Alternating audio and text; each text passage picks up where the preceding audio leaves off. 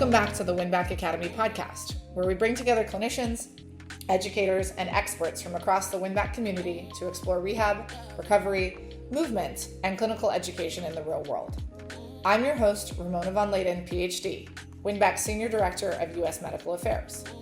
Today's episode is a special one. It's the first installment in our new Ambassador Spotlight series.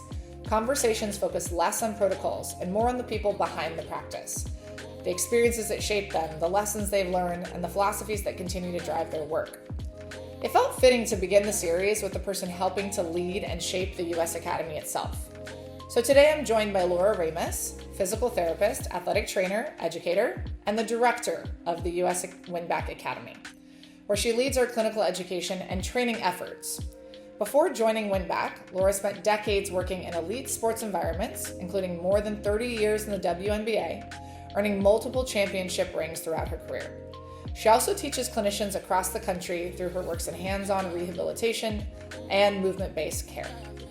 In this conversation, we talk about leadership, mentorship, clinical education, working in professional sports, the evolution of rehab and recovery, and what it really means to build strong clinical communities. Here's my conversation with Laura. Everybody, to another episode of the Winback Academy podcast. I'm your host, Ramona von Leyden, PhD, and today is a really exciting episode because we're launching our new Ambassador Spotlight series. The goal of this series is to introduce you to the people behind the Academy, not just what they teach clinically, but their stories, their philosophies, their experiences, and what continues to drive them as clinicians and educators. And it felt really fitting to start with someone who helps shape so much of what the Academy is becoming. So today I'm joined by Laura Ramus, the physical therapist, athletic trainer, educator, and most importantly to us, the director of the Winback Academy US. She leads our clinical education and our training efforts across the country. Before joining Winback, Laura spent decades working in elite sports environments, including years with the WNBA and multiple championship team. How many rings do you have, Laura? I have five rings. Yep. That's incredible. She's also deeply involved in clinical education and hands-on rehab training through her work teaching around the country with both Winback and Hot Grips. So Laura, thank you so much for joining me. It's a pleasure. I'm really looking forward to interacting today. Yeah, awesome. So we're going to start with a real easy question. As I said, today's podcast is about you. How did you first get into PT, AT, and sports medicine? I mean, you kind of run the gamut there. You know, this is crazy because it started really young. For a lot of people, they don't know what they're going to do. But I was always an athlete. I started playing sport, organized sport. I mean, it was just, organized, but recreational. We made our own T-shirts with a marker. Basketball when I was 5 years old. And I had three brothers and always played sports. So I just loved sport to start out with. But in the background, my mom had this vision. She always would say in the background of my ear that she wanted me to be a nurse when I grew up. And I just didn't feel the vibe. I don't think it was in my DNA. Nothing wrong with the nursing, but it just wasn't my DNA. And when I was playing high school sport, we had my teammate, we used to train together, and she sprained her knee. Well, back in 1979, they called an ACL tear a knee sprain. That's what she had done. And I couldn't train with her, and she's like, you got to come with me. I'm going to this thing called physical therapy. It's really pretty cool. And as a junior in high school, I went and I was like, this is it. This is what I want to do for a living. So from that point forward, it was my mission to become a physical therapist. But it was ironic because my counselor in high school, he said to me when I went, I said, I want to be a PT. And he goes, oh, he looked at my grades, which weren't awful, but they weren't great. My focus in high school was sport. And he goes, it's really hard to get in. I don't know. You might want to think about something different. And that just inspired me, give me a challenge and I'm going to drive towards it. So it's what I did. Yeah. Yeah. Yep. That's the most athlete mentality ever. Oh, you told me I can't do it? Watch me. Exactly. Yeah. And I did. I 4-pointed my first 2 years of prerequisites. Amazing. Yeah. So that's really interesting. I think many people in their career at some point have that aha moment, but to have it in high school is kind of incredible. I mean, it's pretty young to have it. How with that, I mean, so you have PT and AT. Was that a conscious decision? So did you kind of map that out once you started reading about PT? Like, What was Yeah, the thought that's process there? it's interesting. I did it backwards from what most people did, and it was all about me as an athlete because I had there weren't as many physical therapy schools around the country as there are now back in the 1980s. And the only way I was getting to college was going on a scholarship to play sport. So I played fast pitch softball in college. I had a full ride to play, and I had limited places that had physical therapy programs. So I was interviewing for a couple places that didn't have PT programs, and they were athletic training programs. And when I went to Wayne Okay. State, which was in Detroit, the doctor said, "Oh, you don't want to go out into athletic training. You should become a physical therapist first. You'll do so much better." I don't know if he was making that decision for me because he wanted to recruit me. They wanted me at the school to play for him, or because they didn't want me to go to Central Michigan or somewhere else. Or if that, but it was really a great decision. So I did that first. And then after Interesting. I finished physical therapy school, I practiced for a couple of years doing really general. I mean, I did everything from home care to geriatrics. I did burn care in a burn unit. And I just want to make sure that's the route I wanted because there's so many opportunities as a physical therapist. But at the end of the day, after about 2 years of that generalized practice, I said, yeah. And I saw it listed in the American Physical Therapy Association magazine, a fellowship with sports medicine with Kevin Wilk and Dr. James Andrews, based out of down in Birmingham, Alabama. And this was 1989. And I jumped at it. And I was the first, one of two females, the first two to go through the program. And that's how I got my hours. And through the University of North Carolina and Chapel Hill, that fellowship was also Oh, affiliated and became a certified athletic trainer. that's so interesting. I didn't realize that that was a route that you could take to get there. What do you think, you know, for probably the average person, maybe they don't necessarily know what really was the differentiation between a PT versus an AT. What I found was when I was in PT, I loved it, but there was a huge missing gap from the time that you were on the field and you had that injury, whether it be a football player, a basketball player, a tennis player. And from that point to them coming to see you in the physical therapy clinic, and then the next piece of it of going back onto field or onto sport, onto playing. And Okay. so I really felt there was this big missing gap in what I was doing in physical therapy. And I don't want to say just physical therapy, but in that clinical setting, I didn't feel the full picture. And that's what athletic training filled in for me.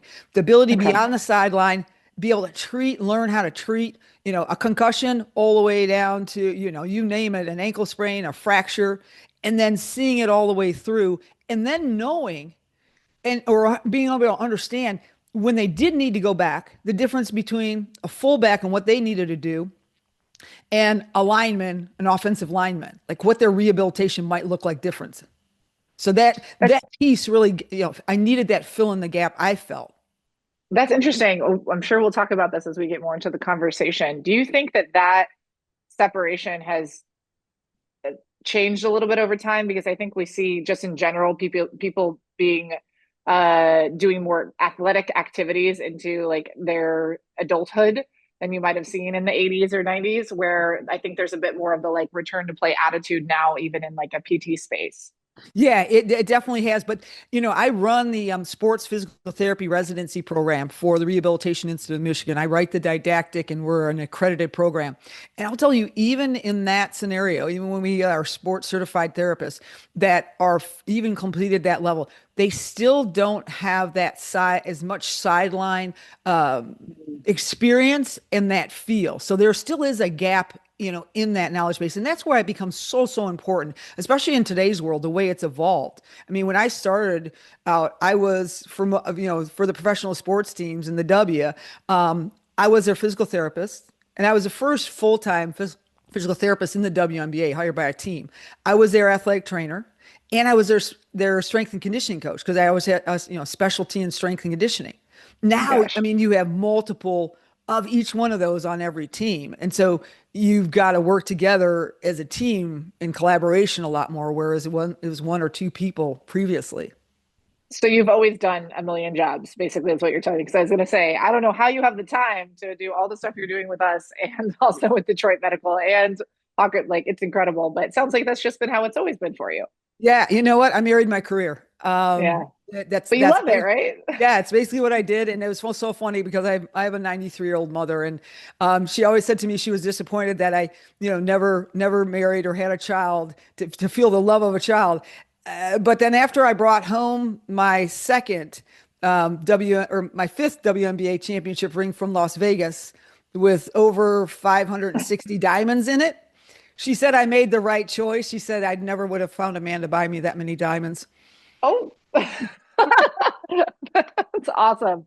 Okay, so that leads me really nicely into my next question, which is, I mean, obviously, if you are interested in sports medicine, you're a college athlete, which is that it's funny. I think pretty much everybody on our Winback team has been a college athlete or a competitive athlete at some point. Did you know then that you were like, okay, these are like the types of people I want to work with? Did you always know you wanted to work in elite athletics? And like, as you just said, you were the first full-time PT hired into the NBA. Like, what was that like? Like, that's kind of wild. Sure, and again, yes and no. So I always was super competitive, and so that was driving me to get to the top, be the best. And I'll go back to when I was at Wayne State. In my last year, 1987, in my last year of doing a residency rotation, there were a limited number of sports medicine rotations, and one of them was at the University of Michigan. So I got my application in along with three other male classmates.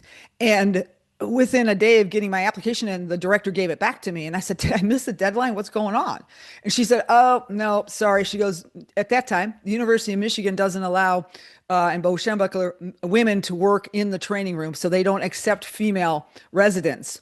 And so I'm like, what? So that kind of spurs things. So, and again, that wasn't that long ago. That was 1987. Yeah, So yeah. I ended up we didn't have internet then. We didn't do stuff. You sent out letters. I found another residency in sports medicine in University of La Crosse in Wisconsin. Had an amazing opportunity and learned so much. So at the end of it, Arnie Kander, who got the residency program with U of M, he ended up as the head athletic or head physical therapist, strength coach for the Detroit Pistons. And I ended up as the head physical therapist, strength coach, athletic trainer for the Detroit Shock, the women's WNBA team. So we ended up together in Detroit with both professional basketball teams. I, just being a female, had a little blockade. And that I just you have to move around it. You can't let it stop you. You just have to find a way around it. So from that point, I really wanted to become the first, not water girl, I always put it. There were a lot of people working Gatorade, women working Gatorade during Yeah. the NFL games. I wanted to be the first head athletic trainer or physical therapist for a men's team. I will tell you, I did never made it, but it was ironic that in 2017 or 18, I was given an opportunity and I turned it down because I found at that point in my career, I'd been with the WNBA. I didn't need that. I was Oh, so that's cool. great with where I was in the women's space of sport. I didn't need to do that. So you achieved it. You got the opportunity. You would at that point were like, I don't need it. I'm good. I'm like, I thanks for the opportunity, but I'm good. I don't need to. I was That's even better. Yeah, no, I was like, I don't, it's gone. That's gone. I don't need it. I am so happy in the space I am with the women's game. Yeah. I mean, I think there's definitely super benefits to having, to being a woman working with female athletes, especially just, we've talked about it in some of the course that you lead, the sports course or Winback, that there are unique things that should be considered with a female athlete having to do with hormones or obviously just cycles that come up in the course of performance. And actually Mark Shires and I, when we recorded our session for him, it came up as well with his stories about kind of like things that you need to consider and the importance of like pelvic health. So that probably brought you into it. So let's do a fun one now, in terms of sort of the early beginnings of Laura, which is like, are there any big moments or championship experiences that like just live rent free in your mind that just stand out as like, oh man, that was just so cool? You know, it's funny you say, like I said, I'm so fortunate, blessed, worked hard to have five rings. And had opportunities. I was in other finals that we lost. I was in two other finals that we lost actually with 10 seconds left in one of the games. Oh my gosh. Um, yeah, we had to lead with 10, but lost it. So I've been on both sides of it. But I'll tell you what, the very first championship, which was in 2003 with the Detroit Shock, we were in 2002, we were the worst team in the league, had the worst record in the league. We went from worst to first, and not only to first place, but we won the WNBA championships with no other professional sports team, men's team, any league had ever done. They had made it to finals, but they had never won it. So that being my first WNBA championship was incredible. We had 24,000 people at the Palace of Auburn Hills. I don't think that'll ever be beat for that number of people because the arena was so big. The arenas aren't that big Oh anymore. wow. And it was, it was so funny because they arrested three people for scalping tickets in the parking lot. We said, "Are you kidding? Why would you arrest them? You're scalping a WNBA ticket. We used to give them away for free at the gas station." I'm Oh like, my "This is God. crazy," right? So that one really was special because it was new, and I had never won a championship as an athlete. In high school, we made it to the state championships in softball. I made it to cornerback finals in basketball, quarterfinals in volleyball. We in college, we made it to the quarterfinals, final four. Never won a championship, always lost. That was my first big championship of my career. And I can tell you, as a medical provider, it was just as special as it would have been if I was a player. Oh yeah, I bet. I mean, yeah, you're the one you're getting them ready to go out on the field or onto the court. So actually, that reminds me. So I'm trying to remember because I very vaguely remember like when the WNBA actually launched was. 1997 was the first year, and I So came were on you in right there? 1998, the next You year. were there. So you got to see the WNBA go from like, inception to, being a regular league, like something that's got it. That, I mean, that had to have been a really, I mean, cool to see, but also probably a little bit fascinating for like, how WNBA is just, I mean, thought about, treated, et cetera, from 1998 to today. Oh, it's insane if you look at, how we operated, from a medical standpoint, from even our uniforms. I mean, everything. It Yeah. was just, it was like now if you look at it, there's travel teams and high school teams that travel more, have better stuff than what we had in Yeah. the very, very beginning. Well, And as you said, you were overall has been amazing. like the PT, the AT, the strength coach, like you were doing all of the jobs for whereas now Right. there's probably one. It And I reminds tell you, me I really have pushed that. I have really pushed that in the WNBA, and I've been so proud. If I can say from one thing that I'm proud about of what I was able to accomplish in those 23 seasons with the WNBA was to set the standard that every team, because that's what we did in Detroit with the Detroit Shock and the Pistons, was to make sure that our players had a physical therapist on staff, had an athletic trainer, and had a strength coach. Now, give it, might mean it. It was me, but I had all those credentials. We weren't yeah. sending them out. They could get all those things. My goal was always to push the envelope to have the best. And we ended up doing that in Las Vegas with the help we couldn't have done it without Mark Davis, the owner there, to Mhm. build the amazing that training facility that's first ever in the world for female athletes only for the Detroit or for the Las Vegas Aces. This I had it's just an incredible facility. Everything that I could want in there for strength training, for physical therapy, for athletic training, for recovery. They have everything.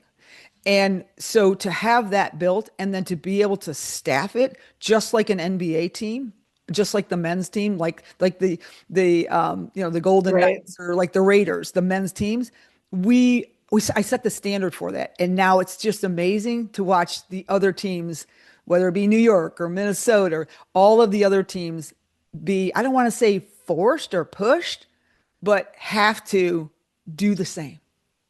Let's say they were challenged to elevate their standards a little bit. Correct. Correct. Yeah, that's great. Yeah, and it is. I mean, you're certainly on to something. I was, said most of us played college sports of some kind, and I did too. And I remember going back for my reunion and like looking at what the team now, because I also played fast pitch softball, and I went into the, again, the training. They have a brand new training room. They have like, and I'm like, oh my God, I feel like we were just we had nothing. We had like, Right. our field looked like it hadn't been chalked in, a dozen years. And Well, it's funny to look back on it. it's so funny you say it because our field didn't even have a fence, like for a home run fence, right? And it was in Detroit. So sometimes, a homeless person would kind of wander across during a game. Oh my gosh. Yeah. And, but, my niece said she's afterwards played for Wayne State also. And she goes, Aunt Lori, like you held the record for most triples in a season. And I Oh my go, yeah. gosh. I said, Kels, I'll tell you what, I don't think it'll be broken because the only reason those are triples is because in a regular field that you're playing in right now, like your stadium that's beautiful, those would have all been home runs. But I was so slow, I couldn't run them out. And there was no fence so they could get him. Yeah, exactly. Oh, that's so funny. Well, that's, hey, whatever. That's cool. You've got a really cool record that you'll probably get to keep forever.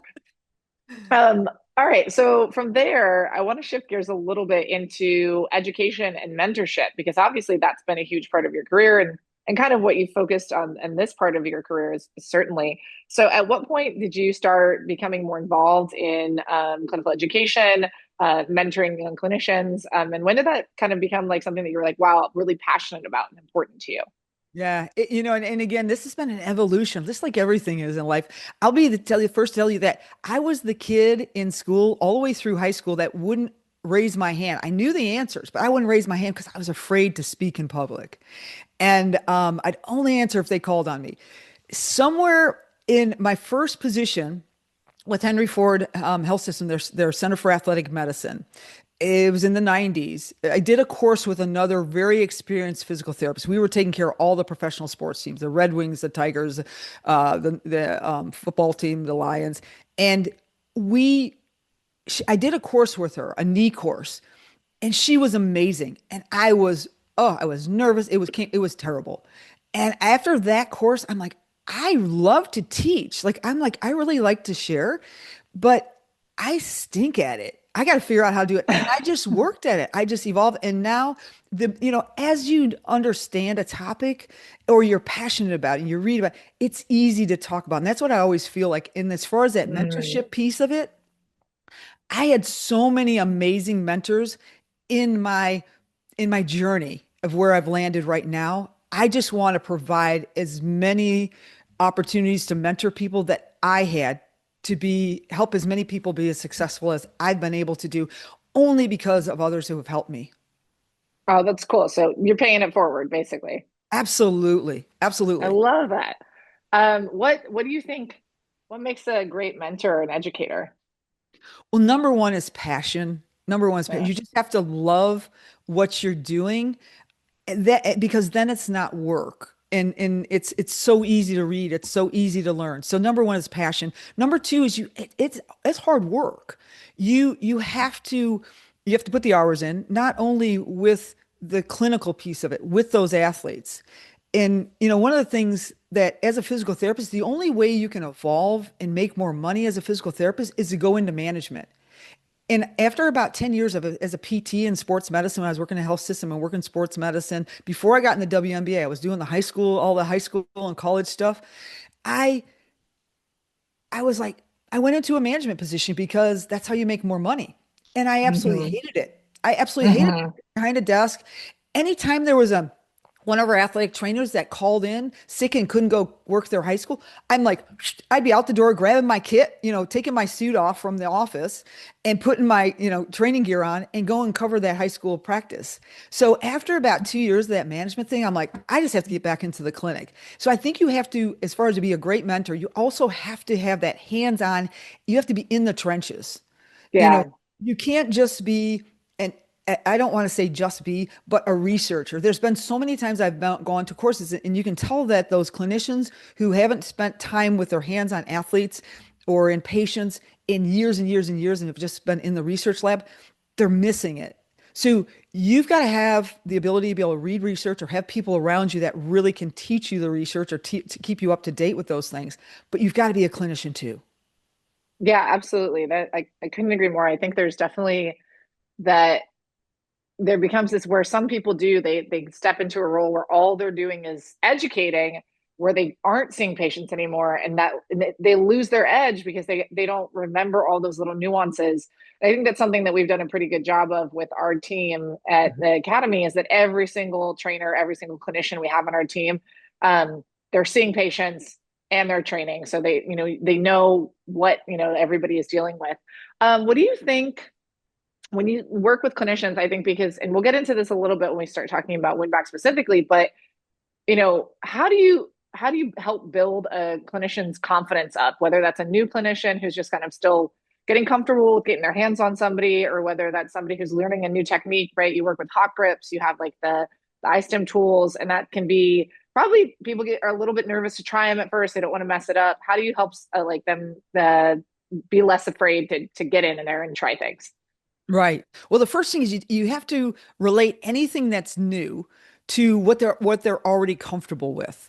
So if they're already comfortable as a clinician using their hands for a manual therapy, then adding in TechR or adding in instrument assisted soft tissue or myofascial decompression or just a stecco, another technique, it will you relate it to that technique and how it's similar, but going to make it even better.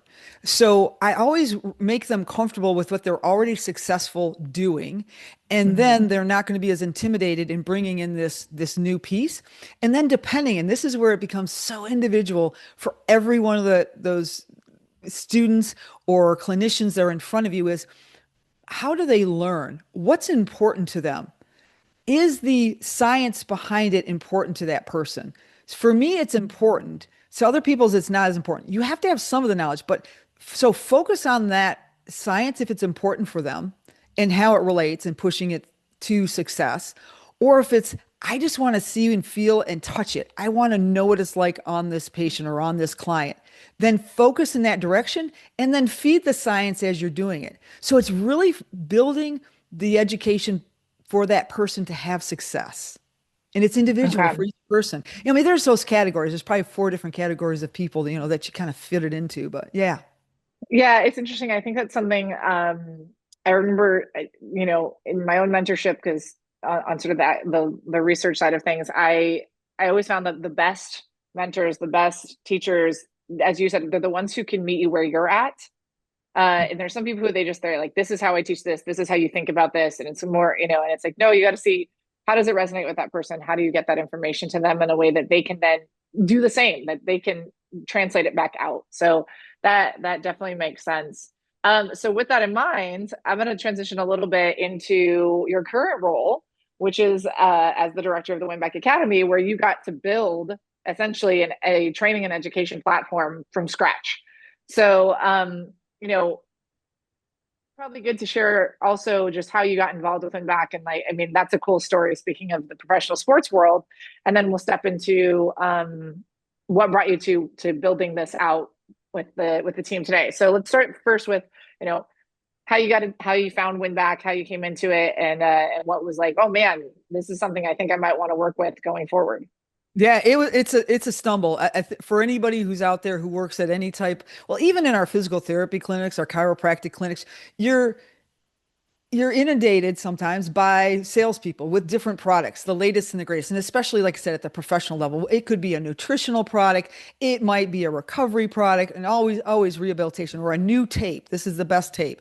So you're constantly inundated. And one of the rules that I always made during our season for myself and for all of our other staff is that we weren't going to bring new products in we weren't bringing salespeople in during the season. At that time, it was easier because our season was 5 or 6 months long because we run it once you came up with a game plan for that season, we weren't really going to pivot with that because you start throwing. I always tell people people are always driving new technologies, and I want to taste it. I want to know what it's like. I want to understand it. I want to go with the backing of it, physiologically with evidence based, and not just research evidence based, but be able to try it, be able to use it, see what the athletes are telling us. And in the season's not the time to do that. So so at the post seasons when I just bring in all these reps that all bothered me, as I would put it, during the regular season. So I did that. It was a day in Las Vegas, and at that time we used to use the UFC, their training facility. We didn't have our own before we were owned by Mark Davis. So I was at UFC and I had a laser person coming in. I had a shockwave person coming. I had a nutrition person coming. And I was contacted by this tech art company from France. So I literally had 5 different reps coming in and I gave each one of them basically an hour, 1 to 2 hours, depending on, what I felt about the product. Well, the first 4 were gone in an hour. So I was 5 hours, 4 hours in. And the Oh my last gosh, one, that's a yeah. long time to stay focused. They just bring it in, bring it in. And you've been in it this long, you know what your athletes are looking for, you know what you're looking. And they brought Tekar in. And again, I was kind of burned at that time, but the one thing that as he's going through it, I'm trying to understand it. And when he brought the bracelets out, when Fred brought the bracelets out and I put them on, and I started to do some manual work, some mobilization, some mulligans. And I was like, I had this aha moment. I'm like, so that physiological thing that you described to me, which I have no idea what it is because you're just talking to me in 15 minutes, that's happening through my hands. And he's like, yeah. And I'm like, I was intrigued. I'm like, I gave him another hour. And so at the end of it, we got a demo unit. I kept it. That was the only one I kept. But lo and behold, that was in 2020 of February. We all know what happened in March of 2020. Right. Right. COVID. So I couldn't give them their machine back. And then, so I had it, but I didn't know what I was doing, to be honest with you. I mean, I basically had it for 2 hours and my other physio and I. So, and then ended up going, we had a bubble season. So we were in Bradenton, Florida at IMG for that season from July 1st until 96 days later, because we did make it in the WNBA championship that year. We got beat. But at the end of it, we looked at each other and I said, we didn't have a player miss a regular season game or practice for like any ding. And that was amazing because everybody was getting hurt during COVID. We had a player go out with a contact injury in the playoffs, but I mean but just your average, sprain, strain. I mean, we just didn't have it. We didn't have fatigue injuries. And the only thing different in the bubble, it was the same, me and my other physio ATC, our same hands and tools was that Tekar. And we were using it rudimentarily. So it was after that I'm like, we both looked at each other, there's something about that. And that's when I dove deep into reading more about it and the research and the rest is history. Yeah. So, how did that turn into you coming on full time to lead the U.S. Academy? Well, I think that Winback was kind of always intrigued that we were one of the first, professional team users, and that I was really an enthusiastic. When I do something, it takes me a minute. I push those other 4 people out the door, but when I do grab something that I feel, because I'm pretty eclectic clinician, Yeah. I dive into it and I dive into it deep. And I think they saw me diving into it deep and the willingness to talk about it and not only from a success story, but also from a failure story. Like, what are we doing wrong on this or what could we do better? And I think that's what intrigued them. And of course, my background in teaching already, it was a natural fit for as I was transitioning out of my professional career day to day with the WNBA, because I had some personal things I needed to help take care of my 93-year-old parents that I really needed to make that transition. This was a great fit. Oh, that's cool. Yeah. Sometimes the right thing comes wrong at the right time. Yeah, it is. It's all about building, relationships. It's the same from the beginning. Yeah. You work hard, you build the relationships, and I've always said in a lot of different games, I'd rather be lucky than good. Yeah.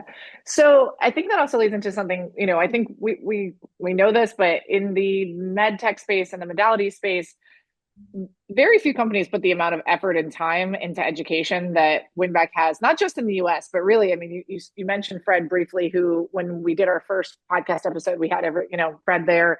And that was something for myself, even that intrigued me most about coming to Winback, was that they had a real emphasis on building out an educational academy. And not just for the actual content, but because of the community it creates, because it creates a different interaction with clinicians, right? We're no longer the company that's selling you the product. We're now the clinicians or the team that's supporting you to use it and make sure that you're getting what you want out of it. So as you stepped into this role and then kind of were starting to build out, what did you see as that opportunity of creating what kind of educational culture for Winback here in the United States?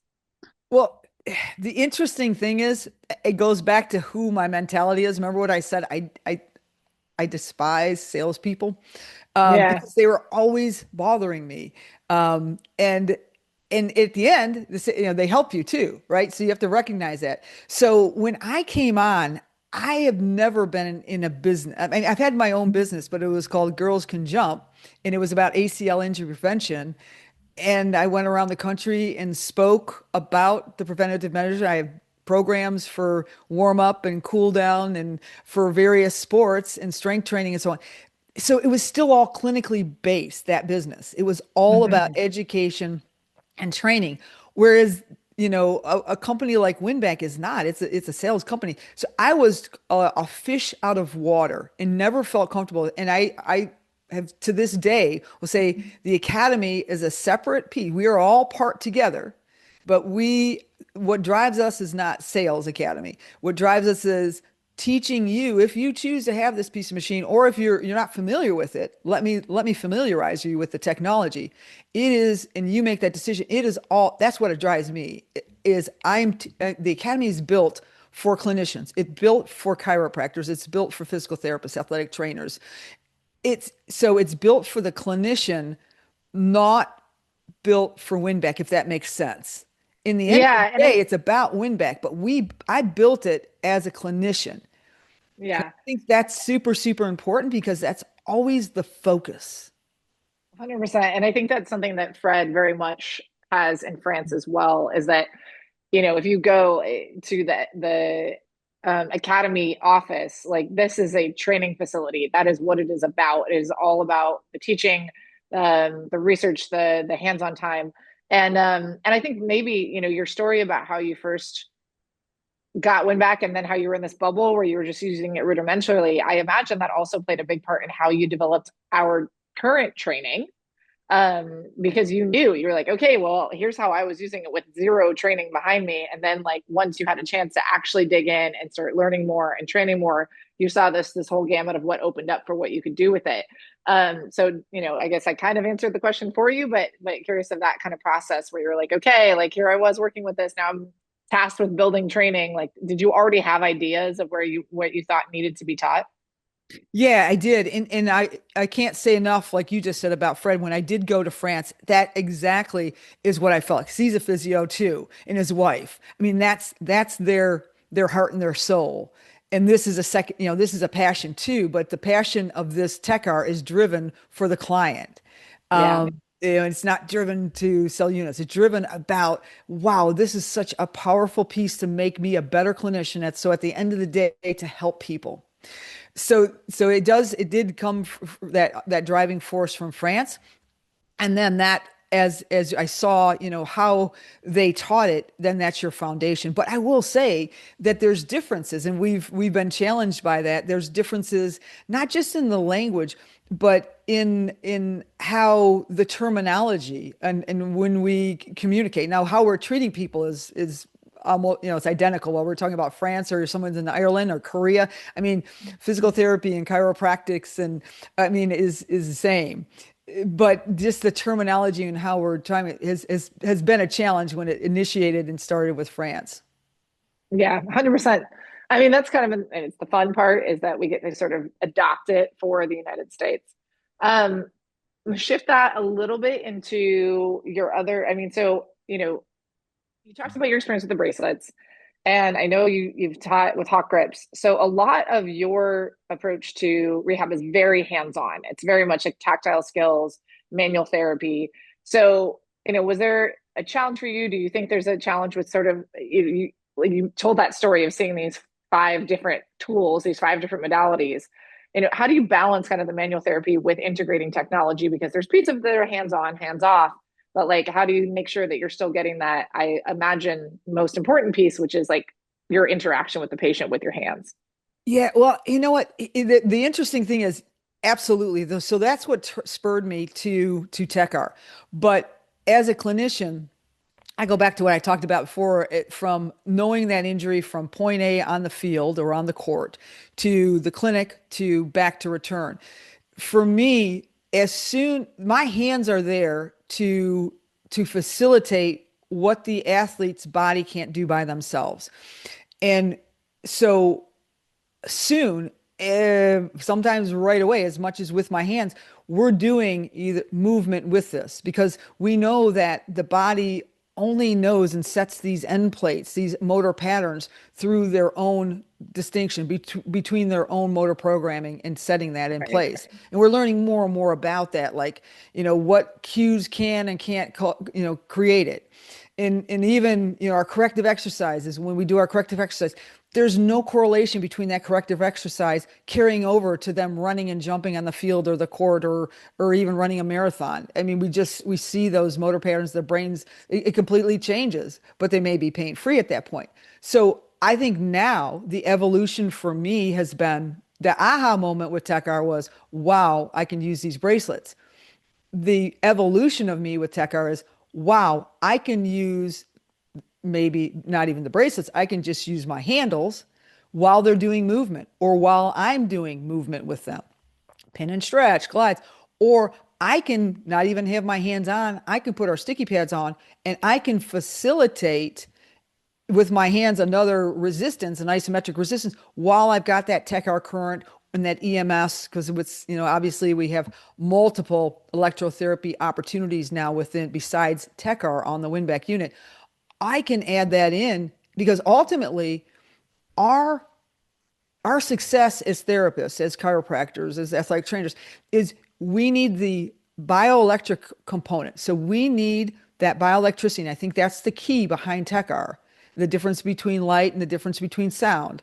Those can be effective. Shockwave can be super, super effective and works really well, but the body can live without sound. So I think it has Mhm. limitations on what it can do in healing. Same with light, same with laser, because I had both of those, modalities. Now, when you look at tech or bioelectricity, the body cannot live without electricity. That's what we live on. It's bioelectrical. The cellular changes creating the ATP. And those all control every one of the responses in our body, responses to acute inflammation, chronic inflammation, response to swelling. All of those are turned on or turned off by that bioelectricity, that ATP. And that's so we're setting in this internal environment with TechR. But if we don't create the stress, whether it's on that tendon, whether it's on that muscle, whether it's on that joint capsule, if we don't create stress to the connective tissue in the human body, you won't heal. You might decrease their pain, increase Mhm. their range of motion temporarily, but you're not going to heal. So you need that exercise. You need that biomechanical correction. Like I tell people, I look at you from nose to toes, and we're going to make you functional in your body from nose to toes. So that's why that I've evolved now, and so has TechR with the multiple electrotherapy components to it. Yeah, that makes sense. Yeah, I mean, that's what I was kind of thinking of is that like your hands become you could read the body in a way that like technology never can, right? That's technology can be that tool that can assist you, but metrics, et cetera, all of that can't tell you what's actually going on in the body the way that the hands can. And now we And evolve to nobody see. in science hasn't figured out how to recreate human touch. Like when No, yeah. another person touches a human person, there's nothing else that can replicate what that does to the human body. Yeah, you're 100% right. We are, I mean, that's biological, right? We respond to human touch. We respond to just, yeah. So that kind of leads me to the kind of last question I have on this section, which is, to you, what makes a treatment experience memorable or meaningful for a patient? So I think number one of the things that I always learned early on was no matter who that patient is, no matter how rushed you are, no matter, that athlete came in late for their treatment or that patient was late for their evaluation, always treat that patient like they're your grandmother. And Mm, so always listen, no matter how rushed you are, always look at them, always care no matter. And so it always comes with a foundation of a human touch. Even at the highest level of sports, I will tell you, it's, again, 20 seconds left in the game. You just had a player come out of the game because they've got a cut. Everybody's yelling at you to stop the blood, to get them back on the court. Same thing. You got to slow. I mean, I remember Isaiah Thomas, a great NBA player, right? Said when he was and Michael Jordan had said the same thing when he was just having one of those unbelievable 50-point games where he couldn't miss a game. He said he always felt that everything slowed down in their minds. Like the game was in slow motion for them and it was easy. And I've always said when you're in these situations, no matter what it is, with whether it's a relaxed situation you're treating somebody or a stressful, just get in that slow down mode, keep those two things in mind, and that human touch will enable you to give the best care. No matter what technology you have around you, if you don't include those two pieces of listening and caring, it doesn't matter about the technology. You got to have Yeah. all, you've got to have that too. Yeah, you're gonna make him feel like a human. Yeah. Yeah. Yeah. So what I'd like to finish with our last kind of section for this is the future, is looking forward. So, I think we are uniquely in a position of being at the forefront of innovation in this space, but where do you think the like rehab and sports medicine field is heading? Well, as a whole, you know, when I look at it, I think that it's become, for the good or the bad of it, we become one of the big technology changes that I've seen as a physical therapist is the ability to analyze and get objective data measurements, whether that be Mm, for range of motion of, before I used to say, if I could see it when I was working with ACL, females, if you landed and if I could see your knee go into a valgus varus stress, that meant it was greater than 10 degrees because the human eye can't pick up less than 10 degrees. So it was too much if I could see it. Now we have the technology to literally tell us exactly the degrees of motion and at the knee, at the pelvis, at the spine, at the shoulder for, motion analysis. So all of those technologies, along with all of our force plates and being able to understand loads and all those things, all of that data has become an enormous help, also a challenge for us too. So I think the technology that we have at our fingertips today is just incredible. And now including TechR, and we don't even know, like, especially in the United States, this is so new. And I'm so excited to try to teach new physical therapists and get this into the university level, the PhD level courses and the athletic training programs and the chiropractic programs to teach them what this bioelectricity, what this current can do. And we've only begun to tap into what this current can do in the human body. 100%. We're just beginning to learn. So just like all of the technology and movement assessment and load management, we have so much opportunity to gather this data. Now it's pulling all of that data together and saying, okay, how can we use that to then best utilize tech or therapy to get the greatest healing process, the greatest tendon resiliency on that person that has an Achilles tendinopathy. Now we have all the load management and all those measurements and the range of motion. We have to now use these new technologies, whether in types of muscle contractions, to be able to test them and go back and forth Yeah. and diagnostic ultrasound. There's so many things now that we can objectively measure, and it's so exciting. So exciting. Yeah. It's interesting because the objective measurements, like as you said, there's so many tools now that we have that allow us to objectively measure. But ultimately, it's like, okay, what do we do with that number? Like, all right, so we've done all these measurements. Now what? And Mhm. that's where understanding how those measurements and how our tools work together and what that outcome is, which I think comes back to, all right, so an objective measure that you take inside a clinic isn't necessarily going to translate to that person getting back on the field. And so understanding how to use those numbers and your tools to get the outcome you actually want is probably the art. Absolutely, absolutely. There's no doubt. And one of the easy examples of that is our ACL clients. Our female. That's what got me into this thing.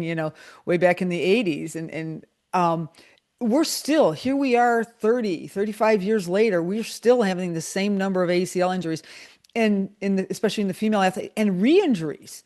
And we're still Mm, sending when we do the data, when we look at it, we're still sending people back with 20% strength deficits. I mean, that's just yeah. unacceptable on our part. So, finding that, so we know it. So now how do we fix that? Yeah, 100%. So that's a good thing to lead into. So I'd love to hear from you, having this perspective of these decades in the field. What do you hope that a young clinician might understand early on now in this like modern rehab era? Yeah, I think first of all, always be open-minded. Remember I said, is that I think that especially depending upon your career path, I think one of the most, from my experience, one of the most like pigeonholed or like kind of black and white professions is physical therapy. More so, chiropractics tend to be a little bit more eclectic. Athletic trainers tend to be a little bit more flexible because they have to, because of the jobs that they're in.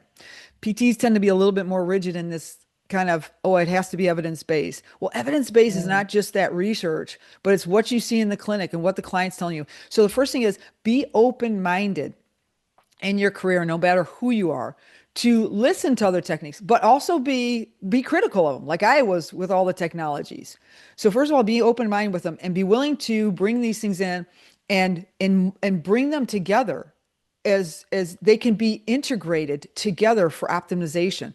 I've said this all the time. When you look at all of the different exercise techniques or the manual therapy techniques, the human body, in my 39 years, they've named one more ligament in the knee, but I still don't even believe it's a new ligament.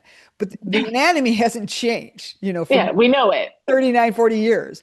And the physiology, although we know more about it because of our ability to test it, it hasn't changed.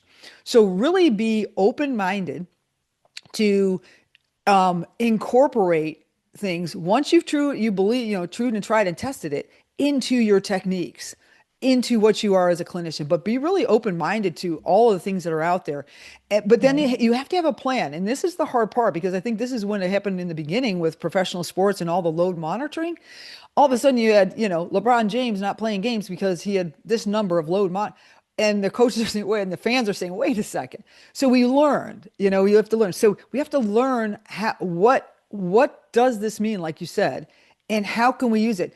But you have to start somewhere. And so build a roadmap and then stay consistent with it and try it.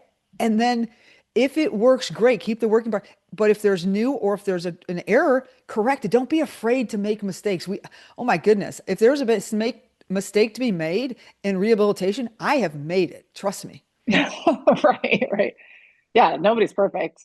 Yeah. Yeah, so that kind of I leads me right into this, which is, what still inspires you and gives you energy after, decades in the field? Yeah, I've been so blessed to, like I said, wake up in the morning and still love physical therapy and athletic training and strength conditioning.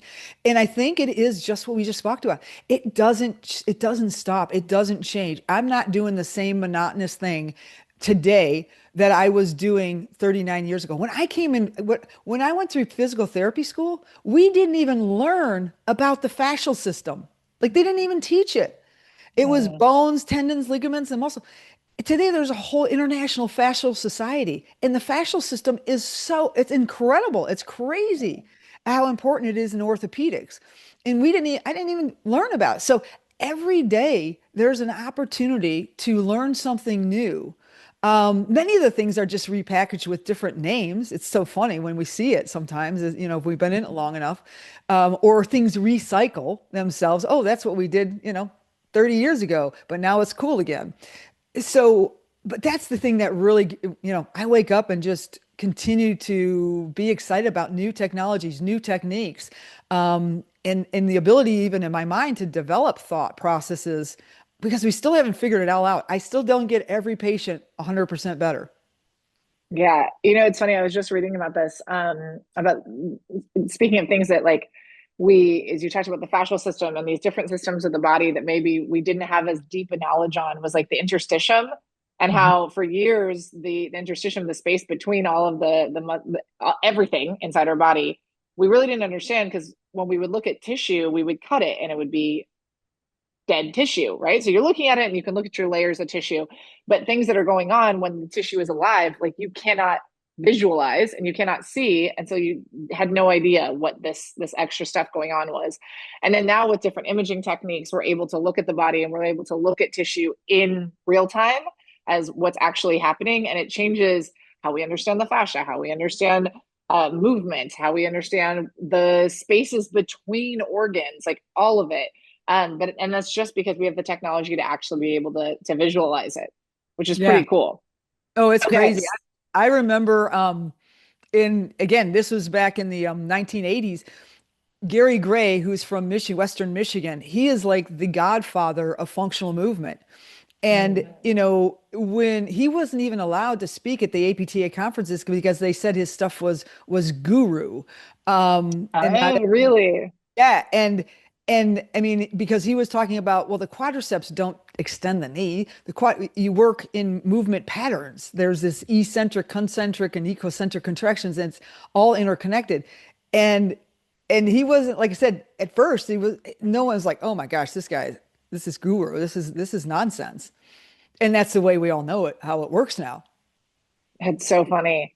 Yeah, there's a lot of that, I think, in both science and medicine and in clinical where, the people that were the ones that were kind of put off for the long time, it turns out they were right. And then look at it 20, 30, 40 years later, and everybody's following that same pattern. But Um, that's what, so when you talk about that young person, be open-minded. Now, yeah. you have to be constructive and you have to be Be able to be differentiate. skeptical. Yeah, but be open-minded.